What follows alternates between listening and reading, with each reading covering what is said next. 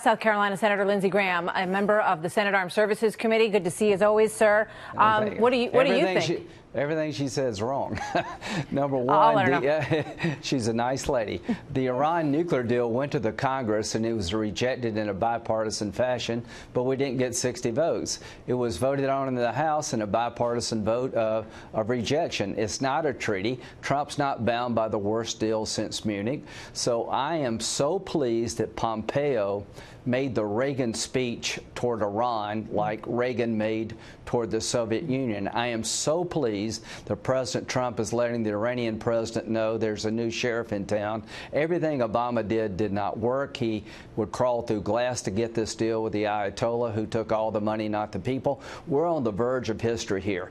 The Trump doctrine when it comes to Iran was Ronald Reagan's doctrine when it came to the Soviet Union. It is an evil empire. We're going to stand with the people. I'm going to introduce a resolution soon siding with the Iranian people against the regime, and let's see how Congress votes. And how will that work?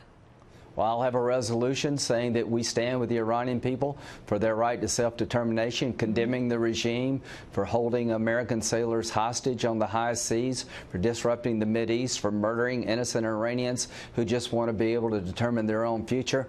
We're going to be an indictment against the Ayatollah and his henchmen. This is the worst regime in the world in terms of threats.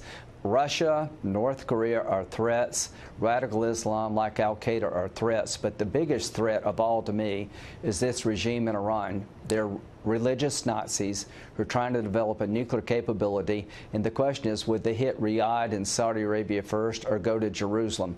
The Arabs and the Israelis are now united against Iran. Mike Pompeo's speech was awesome. President Trump's tweet says there's a new sheriff in town. We're going to bring this regime down by helping the Iranian people. Regime change is the only way to save Mideast from just perpetual conflict. This regime needs to go. Yeah, I mean, how do you do that, though? And you know, what about, you said Maria was wrong in everything she said, but what do you think about the fact that sometimes this kind of talk can embolden the hardliners? What's your response to that? There are no moderates. Nobody is running Iran except the Ayatollah. If you want to run for office, you have to get his permission. They knock everybody off the ballot that they don't like. So there are no moderates in Iran. Break their back economically, impose sanctions on their oil, drive them out of Syria. Don't cut a deal with Russia to give them Syria. Stand up to them throughout the entire Mideast. Help Israel deal with the Iranian Hezbollah threat.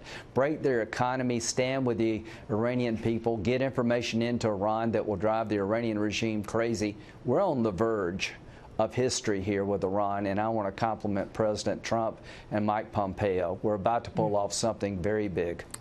Fascinating. Senator, thank you. Good to see you tonight.